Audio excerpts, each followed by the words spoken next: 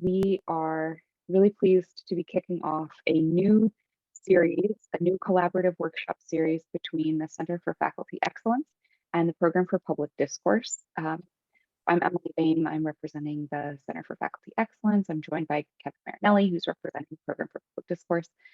And we are hosting this series this fall to talk about wicked issues, particularly in the classroom.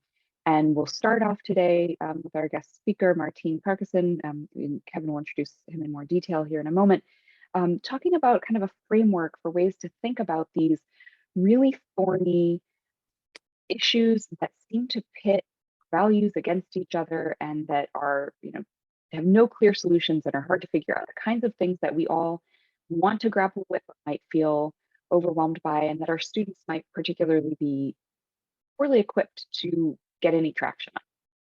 So our goals for this fall are to introduce this framework that Martín has developed and ways to think about and kind of dig into these issues in our next session, which is November 3rd. Is that right, Kevin?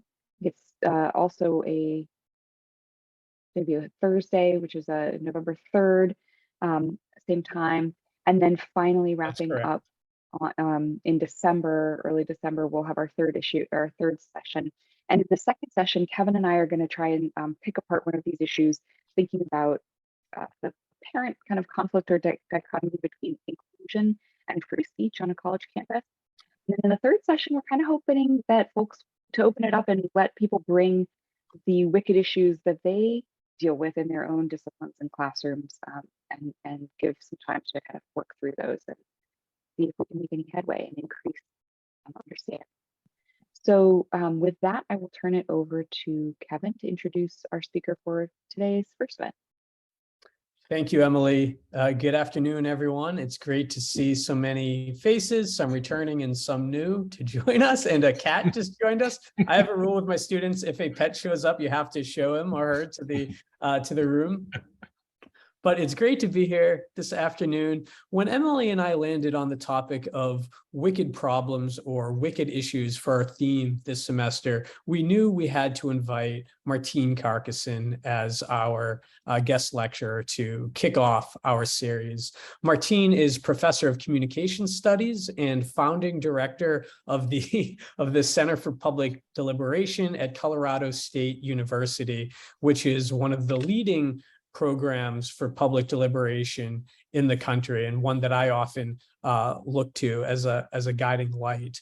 I met Martín at a symposium I hosted last spring. The symposium brought together program directors from across the country, and in a day full of really insightful and engaging presentations, I have to say Martín's stuck out to me the most and continues to stick out today. It was there listening to his presentation that I was first exposed to this concept of wicked problems, which he'll explain in more detail today. But Martín did not invent this concept, but he certainly developed it and innovated it and invigorated it in ways that are really vital for the pedagogy and practice of public deliberation. So I'm really excited to have him here to facilitate our workshop today to kick things off. So with that, Martín, I'm happy to turn it over to you. Yeah, so thank you very much, Emily, for Kevin, for inviting me and for the kind words about the presentation in the spring. So I'm going to post a couple things here. Put a link in the chat. What I've been doing with these talks lately is I just create a shared Google Doc that has links to my information, links to some of my articles, links to the full PDF of the presentation, and then some other things that I happen to mention in the presentation. I'll add to it based on Q&A. If I mention a resource, I'll try to remember to kind of pop it on there. But I do hope this is the beginning of a conversation. I have quite the slide deck. I've given this slide deck, in 10 minutes and in 8 hours at a workshop. I'm going to try to give it in about 40 minutes here, so we have some time for Q&A. I know we're ending, I think 4 o'clock your time. I'm open afterwards, so I'll hang around a little bit if there's additional questions, because I love talking about this stuff. But I'll probably speed through some of the PowerPoint. But I always like, do I delete it or do I keep it there? So if you want to look at it kind of afterwards, right? So I'll go through this to kind of lay out some things to start the conversation as we go. I also, some of you already got this, but I'm going to use Poll Everywhere for a little bit of a audience interaction, just a couple questions kind of throughout. Plus, about halfway through, it will just go to a Q&A function that people can ask questions, and then you can like thumbs up and thumbs down people's questions. So then at the end, I can kind of peek at that. I'm also on with my phone, and I just have the participant list up. So if you want to, raise your hand through the participant list, I'll try to kind of notice that, and we can deal with some questions as we're kind of going through, right?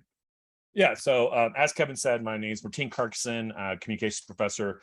Basically, for the last 25, 30 years now, my work has focused on how do we talk about tough issues, and how do we come together across perspectives to deal with our shared problems. My initial academic training was actually in rhetoric and argumentation. So I really, used to focus on how do people make arguments? How do they defend their perspective? How do you make distinctions between a strong argument and a weak argument? And I initially applied that, like in my dissertation, to national politics. I was, interested particularly how American presidents talked about controversial issues. I got frustrated pretty quickly that American presidents, framed issues in very simplistic ways, kind of talked past each other, used the research if it fit their perspective, ignored it if it didn't. And I was doing well as an academic in terms of publishing papers, but I was publishing a lot of papers about how badly we talked about tough issues. So when I got the job at CSU, now 18, 19 years ago, I shifted my work from national to local, and I shifted from being more of a critic, kind of commenting on other people's communication, to much more practitioner, or I guess one word that's used for me right now is a pracademic, right? So I am a tenured professor, have research responsibilities, but most of my work is in the community. What I do with the CPD, it serves as an impartial resource to the Northern Colorado community. Through dedicated coursework, I actually train primarily undergraduate students as facilitators.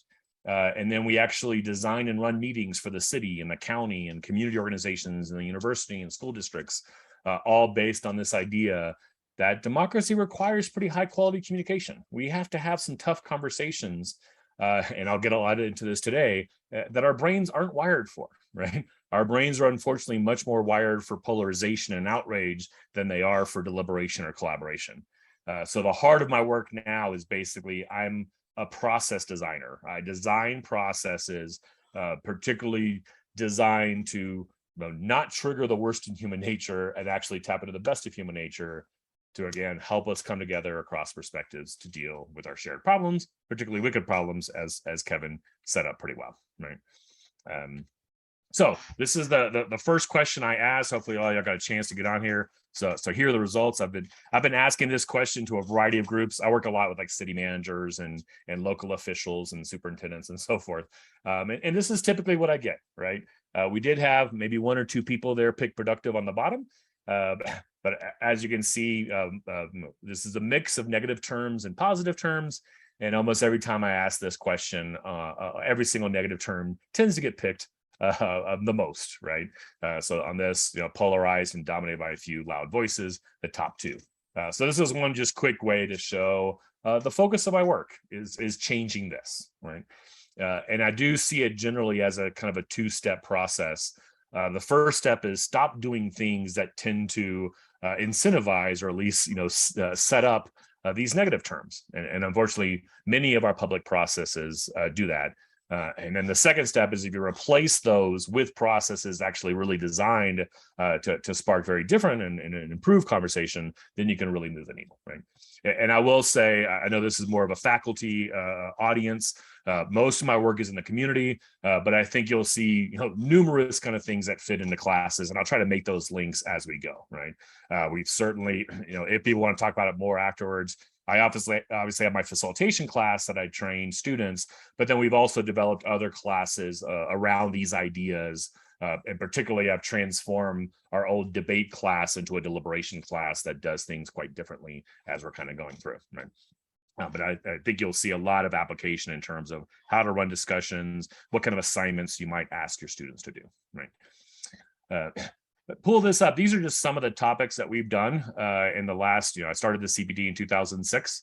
I like to show this primarily to show that in all these topics came from the community, them asking us, hey, can you help us? It kind of steamrolled from the very beginning. So most of the theory and the concepts you'll hear about today are really developed from practice, developed from doing work in the community and refining that and kind of improving that as we go, and obviously cutting across many different kind of topics as we go. This is just one quick picture of an event that we ran. This is what we helped start an organization called the Partnership for Age-Friendly Communities. So basic idea of a CPD event is, instead of 100 people showing up and listening to experts on the stage or walking up one at a time in a microphone, we can split them up into lots of small groups. The young lady in the blue on the left is one of my students. Next to her is another student, one acting as facilitator, one as note taker, and they're trained generally in deliberation and conflict management, also trained specifically on that topic. We designed a unique process for that, create a facilitation guide. We walk through that facilitation guide in class, and then they're running those events for us, helping people have these much deeper kind of conversations, right? I'm gonna check the chat real quick, but so what I'm going to try to cover today pretty quickly is kind of make three big arguments, right? So the first kind of plays off what Kevin was talking about. This is the focus of my short presentation in the spring, which is the value of what I call the wicked problems lens as a tool to help us reframe tough issues, and particularly reframing tough issues to open up space for the kind of conversations that I feel that we need to have, right? The second part is going to dive into some bad news I mentioned earlier, about how our brains are unfortunately much more wired for polarization and outrage than deliberation, right? So I'll summarize. This is where I'll probably go pretty quick. If people are particularly interested in it, I'm happy to share some additional resources, including a 70-page report that I did for the Kettering Foundation that really digs into this. But really to kind of set up why is it so difficult for us to have the conversations that we need to have. And then I'll end with quite hopeful news. It'll be a bit of a roller coaster today. But with this idea that, when we see problems through this wicked problems lens and we understand how our brain works and how many of our public processes don't, we can start making the kind of changes, particularly in our classrooms and our local communities, that can spark very different conversations and can build a culture of deliberation and collaboration that, we've seen evidence already that can kind of become a virtuous cycle, that the more you do this, the easier it is to do. We actually retrain our brains in some interesting ways, right? So I'll dive in first to this notion of wicked problems. Lots of different definitions out there. The broad literature, again, I'm happy to share with this. I do have a little bit of a different take on it. Most of the research on wicked problems kind of sees it as a category of problems, right? You might see like simple and complex and wicked. And I like to see it more as a lens through which to see problems. It's like a tool in your toolkit that you can step back and say, hold on, like if we look at this as a wicked problem, how does that change the conversation, right? But the heart of wicked problems, you can see the definition on the slide. It's a problem that's particularly defined in some ways by multiple underlying values that don't fit together very well, that create particularly, inherent tensions and dilemmas that we need to figure out ways of dealing with, right? Best way is always to kind of talk about this as an example. So this is one of the issues that we've dealt with. This slide is probably from now 10 years ago or so, but water is a particular wicked problem here in the West. We don't get enough of it, right? Particularly here in Fort Collins. We get a lot of water in May and June because the snow melts, right? So our rivers are raging, but the rest of the year, the rivers, sometimes you can stand over some of the rivers in Fort Collins. But we're also a wonderful place to live. And more and more people are moving here. For the last 100 years, we've used reservoirs and ditches and irrigation to have a farming community here in Northern Colorado that relies on that water. It takes about 85% of the water right now. But all that is not sustainable in a sense. And water is becoming a tough topic. The temperatures are kind of rising. People are talking past each other. So we're actually asked by the CSU Water Institute, so kind of the experts, and the Northern Colorado Community Foundation to help us figure out how to talk about water better.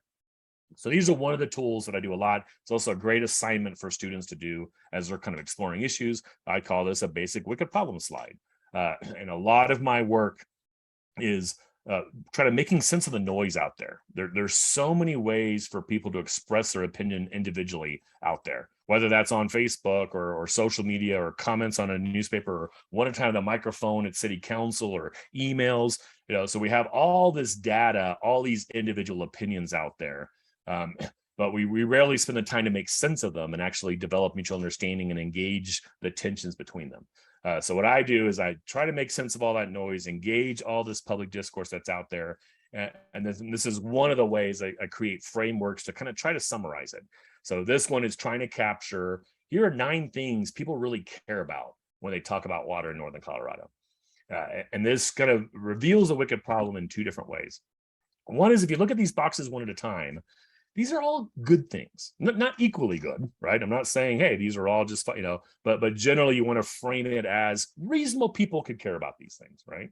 So these are 9 things that people inherently kind of care about. And then what really makes it wicked is these 9 things don't fit together very well. And the more you focus on some of these boxes, the harder it is to focus on other boxes.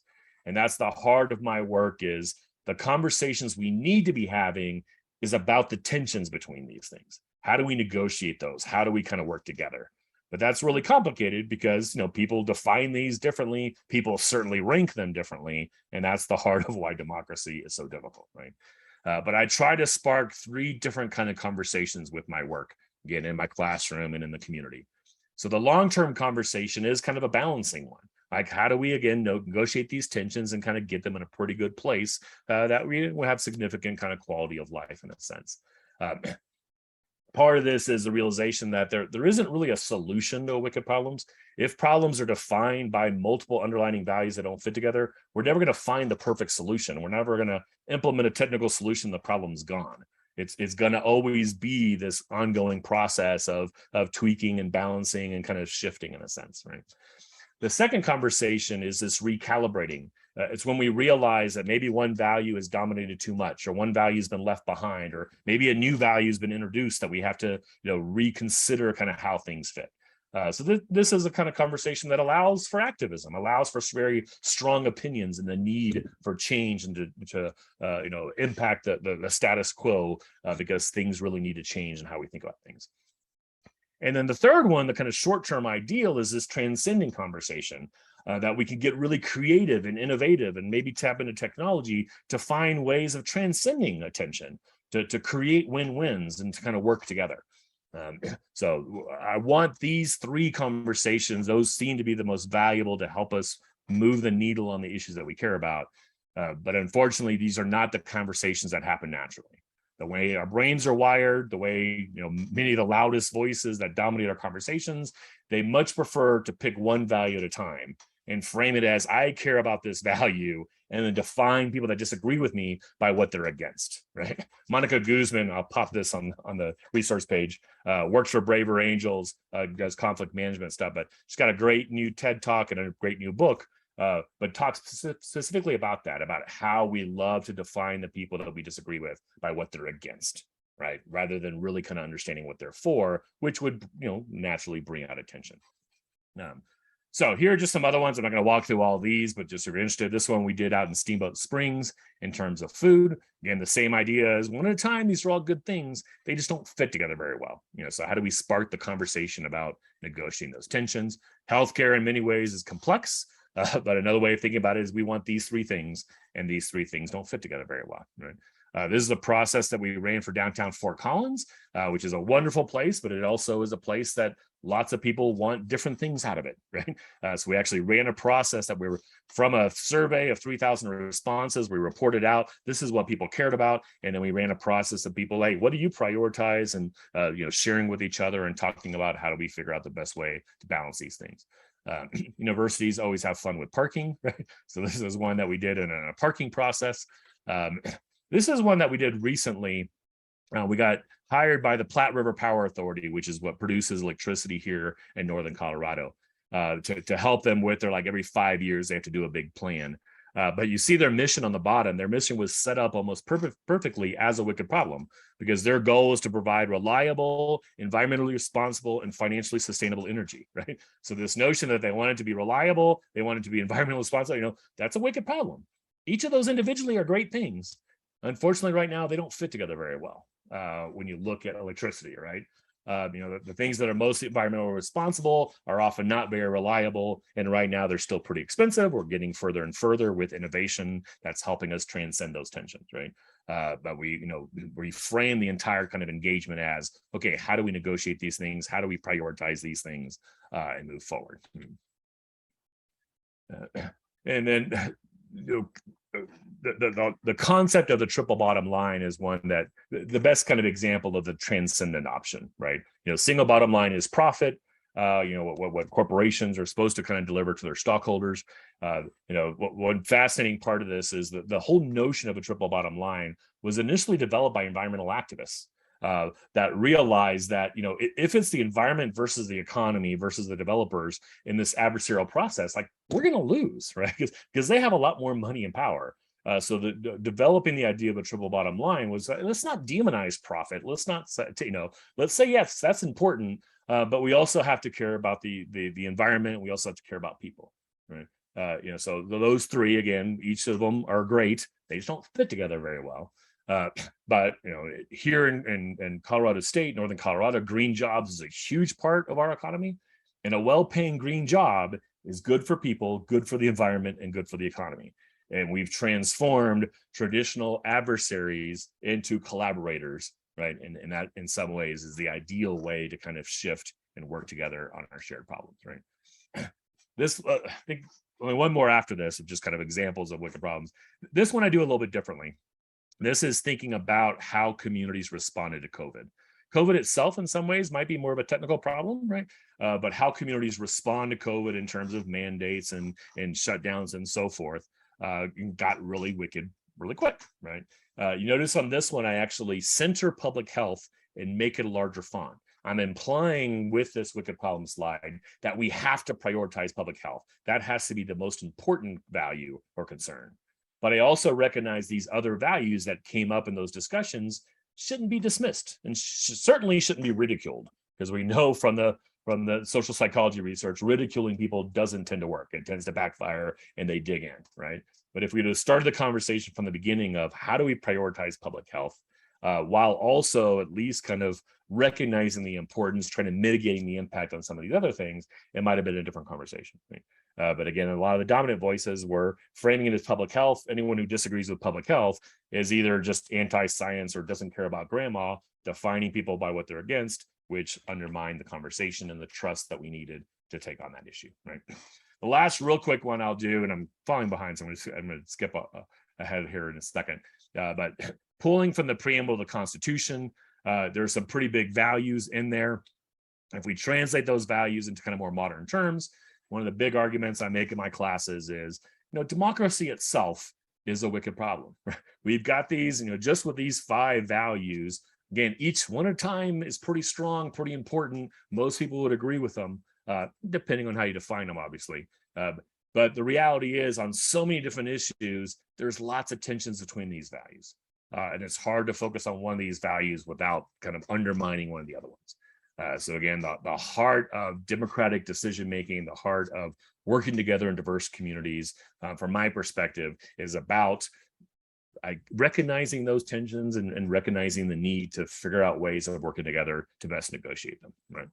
I'm going to skip this, but just with those 5, you see some pretty big inherent tensions between these. If I had more time here, we dive in and kind of talk to these some, but again, it's just the notion, at least how I've retrained my brain, and I'll admit sometimes now I've got a hammer so everything looks like a nail, right? But when I'm kind of working on a new issue, I'm looking for these value tensions, trying to identify those underlying values, put them on the table, and then see, hey, what are the tensions we really need to talk about that aren't being talked about, right? And then how do we give people a process, an environment that actually helps them have this tough conversation about engaging the tension, right? So the top are some from just those 5 values. Justice is a fascinating case that we talk about a lot, particularly universities in terms of social justice or equity. But in some ways, justice is a tension within itself. Justice, from Aristotle's perspective, in a way, justice is getting exactly what you deserve, no more, no less, right? Whether that's punishment or reward. So there's an interesting internal tension to certain values like that. And then on the bottom are some of the other just basic tensions or polarities that come up again and again on different issues that I'm looking for, that are, as I'll get into in a second, that our brains are just not very wired to handle well, right? So to end this kind of first section, wicked problems inherently involve these underlying values. To address wicked problems well, we need really high quality communication. We need to tap into human creativity. We need to work together across perspectives. And if you go back to the initial question I asked you about, what words best describe the quality of communication, we're not close to this, right? Often the way we talk about issues, we have these wicked problems, and then the way we engage issues make it much worse. Because we have these ways of talking past each other, making simple assumptions, questioning each other's motives, eroding trust, and all these type of things. So a lot of work that we need to do, and I personally believe universities have a big role to play in this, in your local community, of transforming our conversations so we can take on wicked problems better, right? So with the poll everywhere, it's now just going to open up that you can kind of ask questions so we can capture those. I'll have some time at the end, but then also I could use that resource page. If I don't get to some of these questions, I might be able to just kind of pop some links or answer them on the resource page if you like, if you need to leave right at 2 or 4 o'clock your time. So now I'm going to jump into the bad news again. I'm going to go really quick here because I want to get to the good news. But if people are interested in this, I'm happy to share some other resources. But about 5 years ago now, after I had a particularly controversial, tough project about building a new stadium on campus at CSU that really divided the community, I decided to really dive into the social psychology and brain science to really understand. It was one of those topics that people made a really quick decision. It was a yes/no issue, obviously, and no matter what kind of information or process, we couldn't get people off that, right? So I wanted to kind of really dive in and kind of dive into this literature with my process design hat on, right? And say, okay, how can I design processes better that work with how we know our brains work, right? These are just some of the books that I kind of dug into. I kind of love some of these titles. This one won a Nobel Prize. That we like to think fast. We're cognitive misers, right? But we do have the ability to think slow. So the question is, how might we kind of tap into that with process design? You're not smart. 46 other ways you're deluding yourself. You see a lot of the negative terms here. How your brain distorts and deceives. My favorite title is What Makes Your Brain Happy and Why You Should Do the Opposite.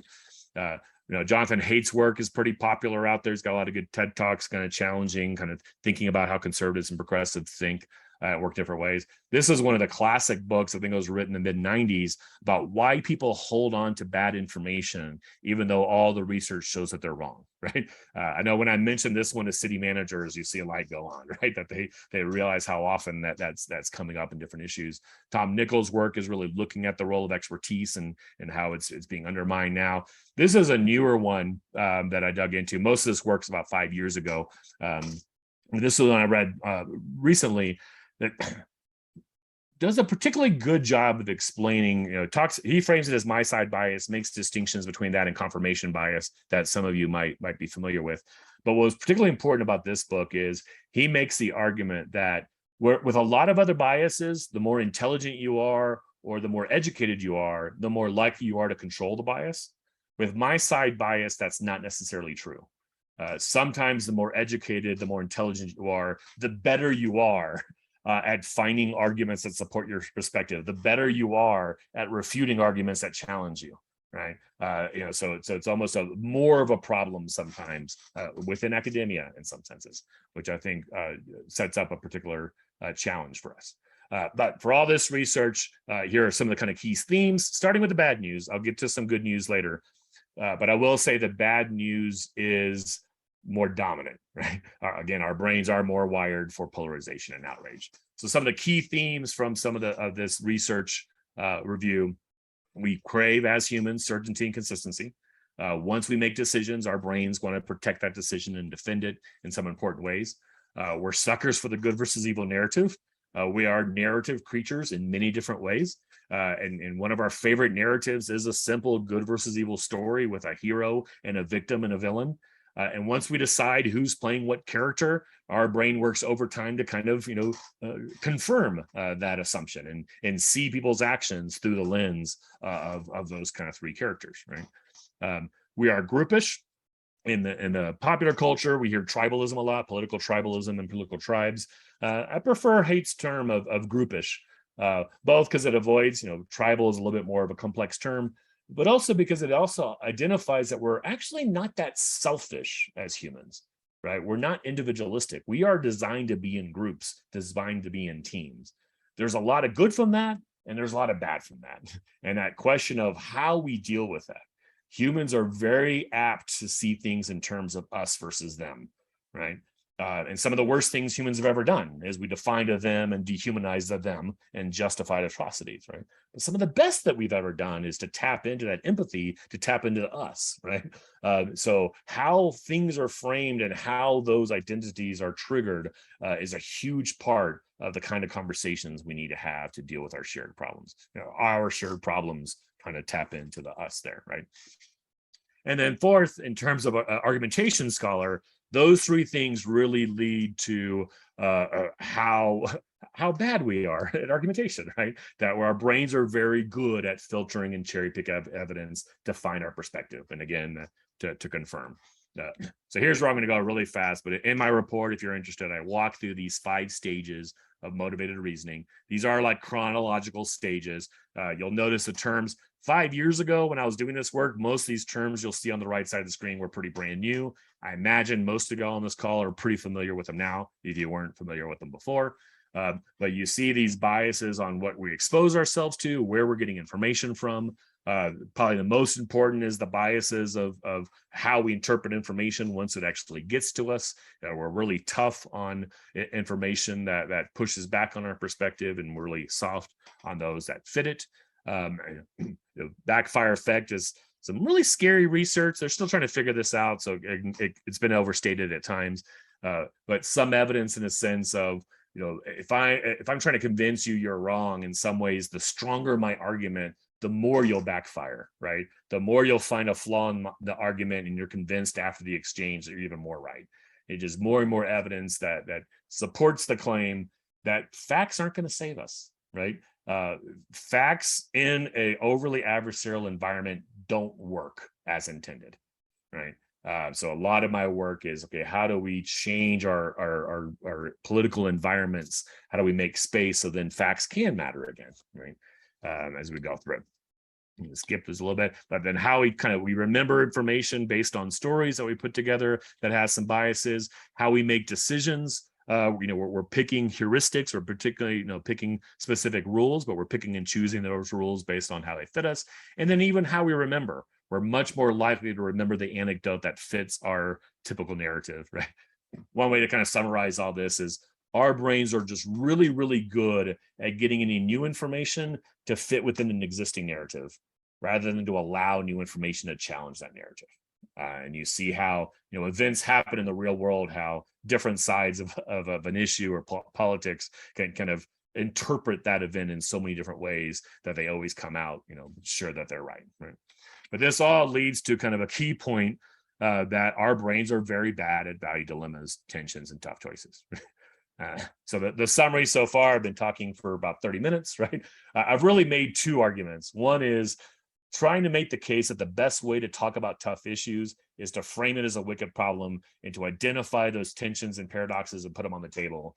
And then the second argument I've made is our brains are really bad at doing that, right? So we have to build up our capacity for that. We have to use process design. We can't rely on that happening naturally in the discussions that we have. And this is, has a significant civic education component to it. How do we train our students, hopefully starting in K-12 and certainly in higher ed, to see the world through these different lenses, to understand the social psychology and brain science?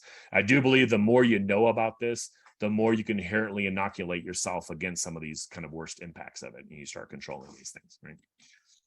The last part of the negative views, and then we'll get to the positive views here for a few minutes, is, so what I just walked through, what was the, why we have these blinders, why, so many of the loudest voices in particular see things through particular lenses. This model is a model I'm building of, why our conversations are so bad, particularly national politics, but bleeding down more and more. Part of the good news is a lot of this is exaggerated. We're not nearly as polarized as we think, right? As you'll see as I walk through this pretty quickly. But we start with those individually developed conscious biases I just mentioned. Then we have negative interaction effects, which is, someone with a set of blinders trying to have a conversation with another person and it doesn't tend to go that well. I won't be able to walk through this now, but I got a link to Catherine Schultz's TED Talk, but she just talks about how do we react when people tell us we're wrong. And we generally walk through these three kind of assumptions. And that third assumption of when you assume the person just has bad motives, you're basically, your brain is saying they know I'm right, but they refuse to admit it. From a communication perspective, that's a total breakdown. Once you assume the person that you're arguing with is hiding their motives, there's no reason to talk to that person, right? And the fact that most of our country thinks about that as for the other half undermines our ability to address shared problems, right? And then what I call the Russell effect, one of the reasons polarization is so exaggerated is often the loudest voices are the most polarized. Some of the new terms coming out now, Amanda Ripley is a journalist that got some conflict resolution training, got a great article called Complicating the Narrative out there for journalists, but she uses the term conflict entrepreneurs, particularly national politics, national media. We have people that seem to understand the brain science and are taking advantage of it. There's an outrage industrial complex that's feeding us these simple narratives and getting rewarded for it, whether politically or monetarily and so forth, right? And that gives us this exaggerated notion of polarization. And then you look at our processes, the internet, which is so wonderful in so many different ways, also tends to take a lot of those negative aspects of human nature and make them worse. In our political system, the work that I used to do on national politics, once you understand the brain science, you realize how bad a two-party system really is, right? It's just ready-made red versus blue, winner-take-all elections, which, from a process perspective, takes those negative aspects and blows them up. Most of our public processes, I realized when I started learning all this stuff 5 years ago, how many assignments I've done over the years, which basically kind of rewarded cherry picking, right? Of students picking their conclusion first and then go find evidence for it, right? Whether that was a public speaking class or a persuasion class or so forth, right? That we weren't teaching students how to truly do kind of inquiry, right? We were teaching them how to support a conclusion you've already made. And so many of our public processes are similar, that we're not asking people to think, we're not asking people to engage, we're just asking them to, one at a time in a microphone, share their individual perspective. And everyone just talks past each other. Everyone's talking, no one's listening, no one's learning, no one's engaging the tensions. So a lot of the work that I do in communities is how do we change that? How do we move from these conventional public engagement processes that are just based on voice and actually do the bottom point here, actually creating interaction and learning and refinement. Instead of just having public input, we have public learning processes, people engaging each other, refining their opinion as they go, right? And then last, the media, unfortunately, lots of media profits from this, right? Profits from the conflict, profits from the drama, and fuels this, and that's what creates this vicious cycle that leads to where we are right now in so many of our politics, of just kind of dominated by anger. And probably the most important of those bullet points is the last one. We've got issues that we need to be taking on in our communities, certainly in our country. And so much of our energy, so much of our creativity is being sucked up by this kind of game of politics and fueled by it. Right? Last bit of bad news, and then I'll get to the good news here, is experts, unfortunately, aren't going to be able to say this. Experts are critical. Deliberative processes certainly kind of try to negotiate this tension between kind of the public voice and the expert voice. Argumentation cares about quality of information, but we also realize experts aren't going to save us, right? Experts by definition know a whole bunch about a little bit. They struggle with wicked problems. They struggle with values, certainly struggle with value conflicts, right? So it's realization of how do we design processes that weave together expertise in public and in valuable ways, rather than giving up on the public and giving the power to experts, as some are starting to argue now. So I'll end now here. It's been a few minutes here, and then we'll have some time for questions on getting on the hopeful news. I'm going to skip ahead a little bit here. That's kind of summary. But earlier I kind of mentioned the negative news. Here's some of the positive news that I learned from that research. that I'm trying to design processes to avoid tapping into the bad and actually tap into this. So this first one is the flip side of the us versus them. That the fact that we're social has some positive aspects you can really tap into, right? That humans like doing hard things well, they care about community, they want to get connected. So you can build up this culture, particularly local people fascinated by that. Daniel Pink's got a nice TED talk that I link in the resource page. You can dig into some of that positive. We're naturally empathetic, right? There's some limits to that. There's a really interesting debate on that research, but again, tapping into the positive, particularly face-to-face, people talking to each other, listening to each other's stories. It's actually much easier than you think to kind of shift past the polarization and to rehumanize people and to realize that what you care about, I also care about, and we can work together, right? So how do you design these processes to tap into that? And most importantly, humans are incredibly creative and really good problem solvers when asked to be. And this is really the heart of my work, because if we assume problems are caused by bad people with bad values, wicked people, rather than putting the wickedness in the problem, we don't have to get creative, right? We just have to vanquish evil. Right? But once we shift and we realize the wickedness isn't the problem, the heart of the problem is these underlying values that don't fit together very well, we literally start lighting up a different part of our brain, right? And we get creative and we figure out ways to work together. And that's what, process after process that we've run, you hear these stories from my students of people making that shift and getting away from the easy out of blaming the other side to how do we actually work this problem, right?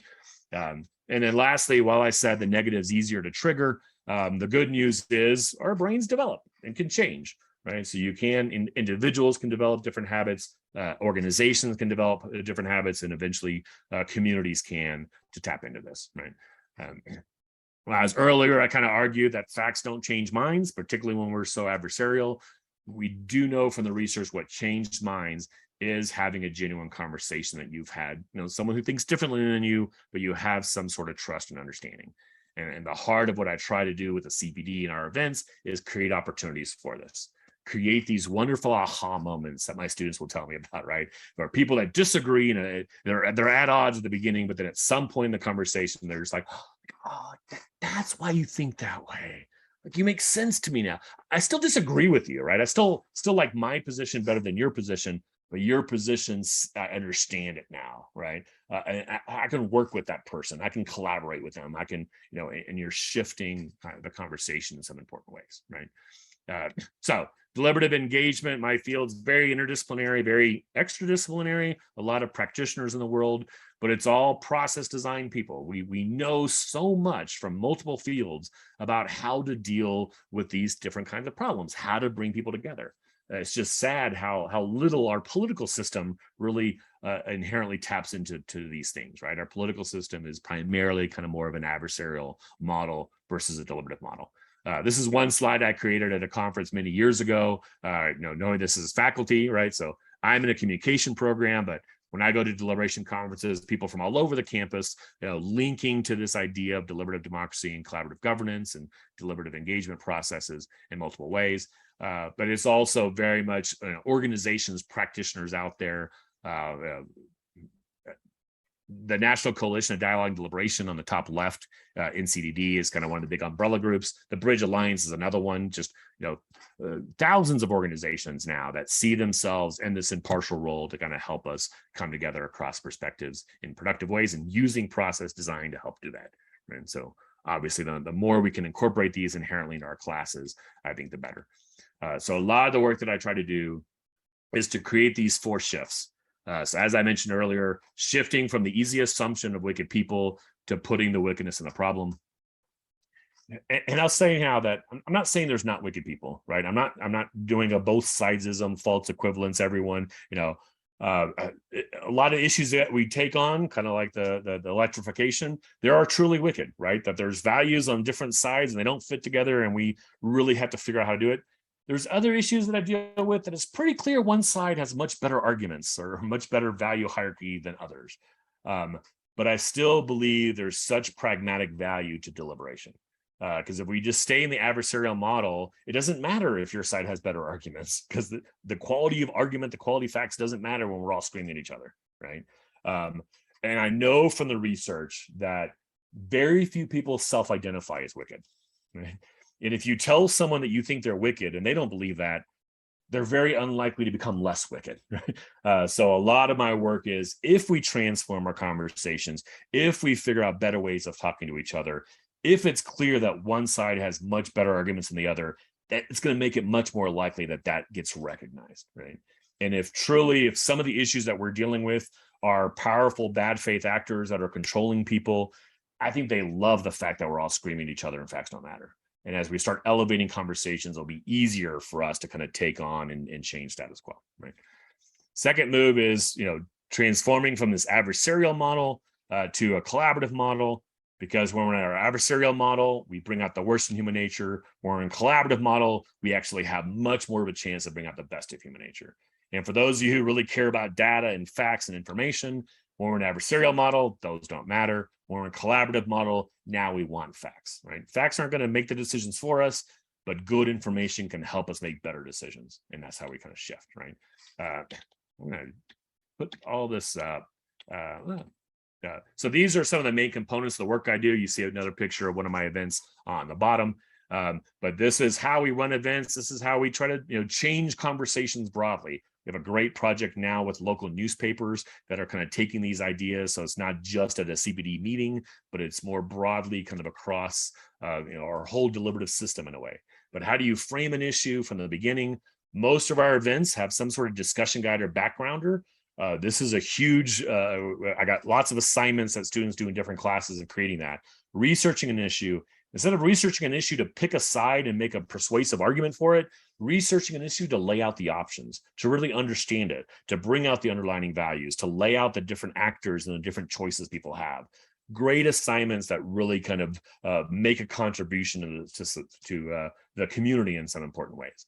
And the power of a document that's created to spark conversation versus created to convince someone of something is a huge art that we need to kind of refine, right? Small groups, processes that are designed for interaction, and most of our processes are designed to allow input, right? To allow individual expression. Still important, but for us to engage the issues, we need to actually engage each other. And that's in particular, this is the NCDD. I got a link to this in the resource guide. Great, 20, 25 page document. It has tons of links, a little dated. They need to update it. It's 2010, but most of those are still alive, of just different kind of processes to bring people together. Great stuff to be teaching in our classes. And then, what my program does is deliberative facilitators. Since our brains are not wired for this, having someone at the table that's trained to help people have these conversations and bring people together can be critical. And the wonderful win-win for that is these students are getting a great experience, great skill set that's so needed in the world, right? So my program's this win-win, that the students get great experience while the community gets this increased capacity. And then as me as a faculty member, I get to kind of bounce back and forth between theory and practice constantly with the projects that we do in the community, right? So with that, I'm going to stop. A couple other things I can kind of dive into, but I'll end with, earlier was the bad news, this vicious cycle. I'll end with the good news, which is a virtuous cycle that we've seen in communities that kind of do this kind of work. While our brains are not wired for this, we can develop a habit. So the more you give people an opportunity for engagement, the more they start developing mutual understanding across perspectives. That means they build some trust and respect, which is so critical to the way our brains work. And then now these processes become, instead of just an expression of individual opinions, talking past each other, it becomes a refinement of our opinions. And all of a sudden, a public process is creating new ideas and helping us develop better ideas. And that gives our communities the capacity for the kind of collaboration and co-creation our communities need to address their shared problems. And again, this is a virtuous cycle. The more you do this, the easier it is to do. Right? So with that, I close my screen share. I've got at least 10 minutes here for those that have to leave before. And I can hang out a little bit longer if people have questions. And you also have my email, if you want to ask kind of questions later. But I'll stop talking there for a second and see. I'll try to jump on. I don't know if people are putting questions into the poll everywhere, or you can also just raise your hand, or no, we do have quite a few there. So let's see. Yeah, so I'll take these on. frequently encounter the view that even just asking, encouraging people to come together and have a genuine conversation with controversial issues unjust, the right side shouldn't have to explain. Yeah, no, that's, I made a little bit of that point about the pragmatism of a pragmatic aspect of deliberation. There are certainly some topics that we took on that we, personally, I'm like, I have a view here, right? One of the concepts that I play with a lot that I skipped over there, I've developed this concept called principled impartiality. I just wrote an article. I'll post a link to it here in a second. That tries to kind of lay it out in a sense, but it's basically this: I have to be committed to impartiality to do the role that I'm doing. Right? People have to trust me as being kind of an impartial convener in a sense of bringing people together. That being said, often neutrality. There's a danger of overemphasizing neutrality, right? And to be, a both sides false equivalence, kind of, I have no values whatsoever, So neutrality for me is more a professional thing. My professional role is to be neutral, and it's a very pragmatic thing. I believe by me or the CBD playing this impartial role, we're going to spark better conversations and move the needle on issues that we care about better, right? But I also, so I have commitment to impartiality, but I also have commitment to democracy, at least small d democracy, which brings in some pretty big values, and it brings in anti-oppression, and it brings in equality and inclusion and so forth, right? So I work harder to make sure voices are heard in our processes that might not naturally be heard. We train our facilitators to deal with power relationships as much as they can to kind of open up space for people, so there's things that we can do there. Those things might violate a pure form of impartiality, right? But there's, again, a tension between, we're partisans for democracy in some important ways, right? While we're so impartial. And then the other commitment and the triangle is we're committed to good information. If one side has really good information, the other side is just making stuff up. We don't want to be neutral to that either, right? So we constantly are negotiating the tension between those three things, and that allows us.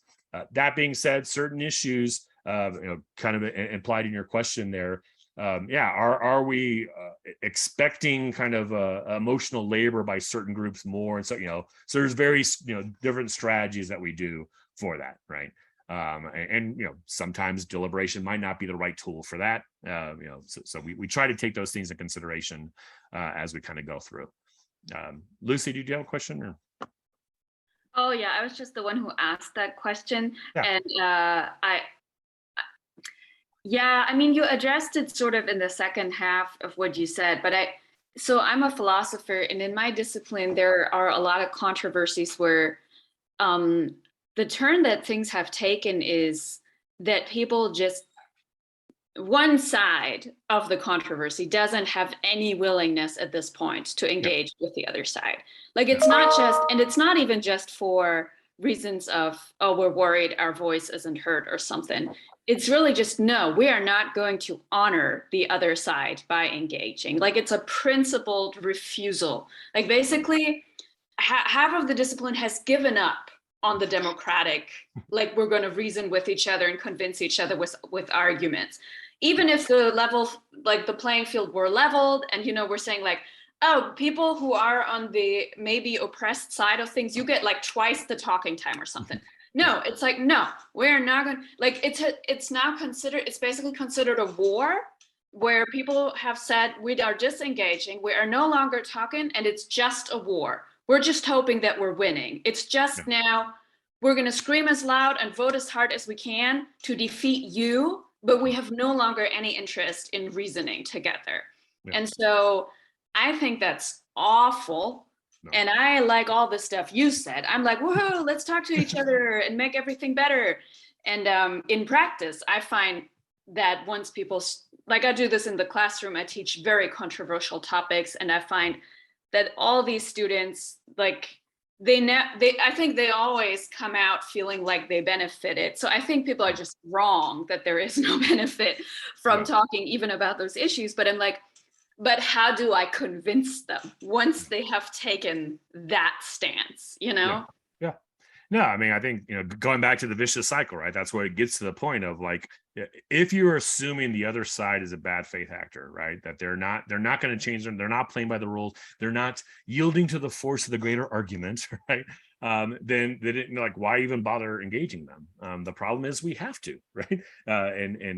I do truly believe that, it doesn't work for every issue, right? But I think it's our only pragmatic way forward, right? Because if our reaction is like, they're deplorable, right? And we just kind of have to win, that just escalates the adversarial stuff. And that doesn't work, right? That just divides us kind of further. So now changing national politics, yeah, that's daunting, but I do believe in local communities, working with issues and picking the right issue, right? So you start kind of learning how to talk about these things. You people start realizing, and that's where I think you see the shifts that people are hoping that you see, right? So another question in here was, I got a couple more kind of coming into. So one person asked how and whether you incorporate the principles of appreciative inquiry. Yeah, I have gone through. They're pretty big toolbox, and that NCDD appreciative inquiry, I'm pretty sure, is kind of in there. So the CBD model is very much a toolbox model. I want to learn as many processes as possible, and then with each of our events, we kind of cut and choose. So I've never done a full like appreciative inquiry, like exactly the step-by-step that they do with that, but in terms of incorporating concepts from that, or appreciative inquiry questions, generally, if you're not familiar, appreciative inquiry is much more about like, hey, what are we doing right now? How do we do more of it versus framing things as a problem? Now, generally, me framing things as a wicked problem, that's going against some of the aspects of appreciative inquiry, but within that broader framework, I certainly use some of those concepts as we go through.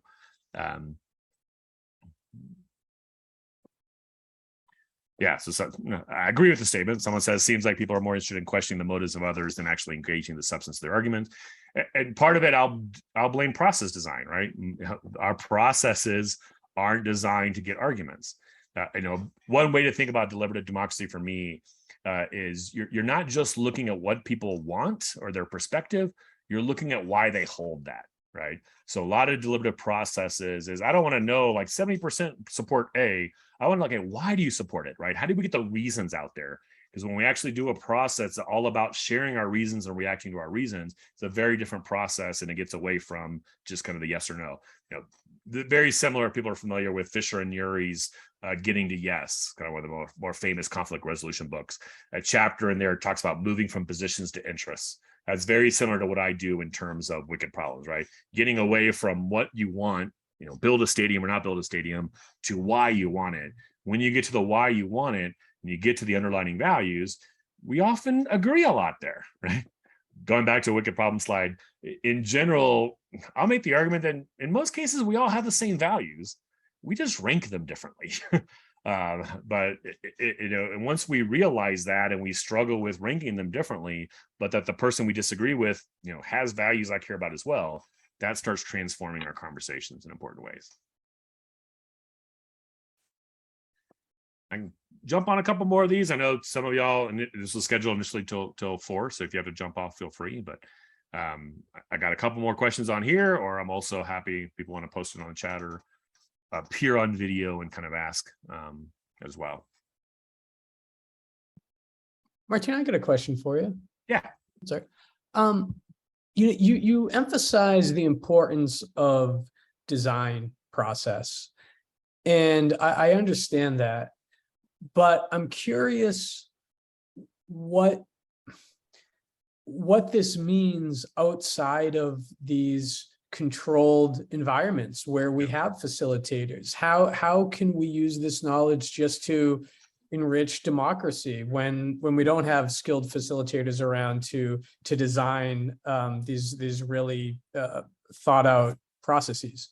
Yeah, no, that's I could have almost planted that question, right? Because I just wrote a paper, do a lot of work with the Kettering Foundation, just wrote a report for them for some stuff I'm doing, which kind of told the story of the CPD that, probably the first 3 or 4 years, we are very much kind of individual event focused, right? What we did was run these meetings. Then it started, when we were doing things for real, like city council was listening, it wasn't just like this educational thing, but real, we realized, hey, 1 2-hour meeting's not enough, right? So we kind of went more to a project model, right? So we might have several meetings once a month like, taking an issue kind of through its different stages to really get to the heart of the issue. And then probably about 6 or 7 years ago, I started getting connected much more with like systems thinking and systems theory. Work started coming out in the deliberation field on deliberative systems. Like, how do you look at your community as a deliberative system? How does your community, spark the kind of conversations and engagement that we need to have? And then through systems thinking, think about, okay, what are the different nodes and organizations? Like, what's the role of city government, and what's the role of the CPD and the university, and what's the role of the newspaper? And so playing with that, I started, yes, we still ran meetings, but I also started doing like a lot of free workshops for the university, for city employees, for the library, for the newspaper, right? To help them understand these concepts and to have a wicked problems mindset with kind of different issues. And then last fall, we actually started a new big project called the Northern Colorado Deliberative Journalism Project.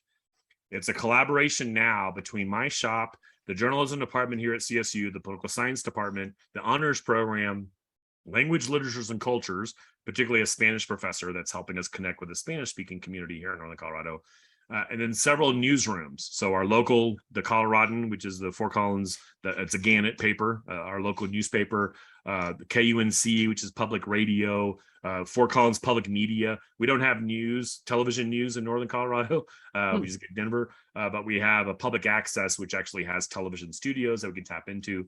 So all of us are working together to like, okay, how do we take this out of this specific meeting, right, and make this part of the ongoing discussion? So one really quick example, with this project, the Coloradan actually had killed their opinion page about 5 years ago. Just, cuts in staff and so forth. And they're Gannett papers, they look at metrics, and people weren't clicking those articles enough, right, to justify the labor it took. With our project, they brought us back. Every Friday, they post 2 new questions about local issues.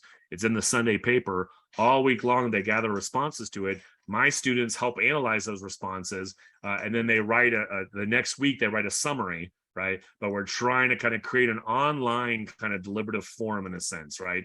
And use a newspaper. And so I can share some stuff with that. I got 1-page handout of like these 7 tasks that the Deliberative Journalism Project's doing. But all of that is based exactly on what you just said of like, okay, not everyone can come to a meeting, right? Right. How can we take some of these concepts? The other thing I'll say is we've been around now for 16 years. So like the language of wicked problems is out there now in our community, right? The mayor will talk about wicked problems. People, wow. Letters to the, that kind of, so you're starting to change the discourse. People might go to one meeting and go through the process, but then hopefully that rewires their brain. The next issue, maybe they initially get really mad and, ridiculous. How can people think, and then they, well, wait a second, and all of a sudden that last issue, they helped me kind of see, so we are hoping that we just start kind of creating that. One other really quick example, the CSU Water Institute, coming off that project, created a program called Water Literate Leaders. Every year they have about 40 people go through, it's like once a month for 6 months, go through training. I go in there the first day and give this talk, right?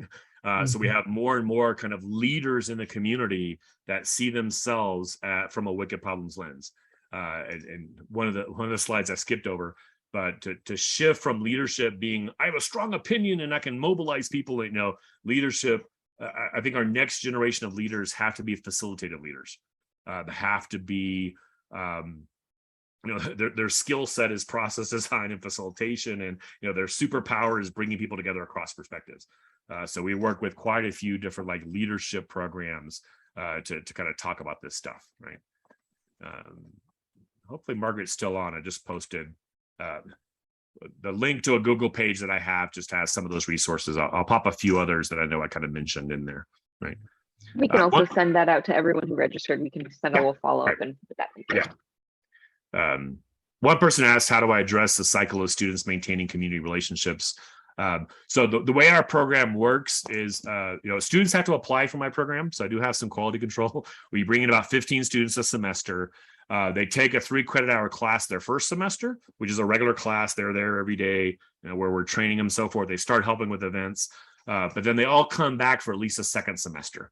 So they do a 1 hour practicum their second semester. 1 hour practicum is 45 clock hours. So they only come to class if we need them in class to help with an event, or if we're prepping for an event. Mainly they're helping with events. That second semester can be repeated for credit.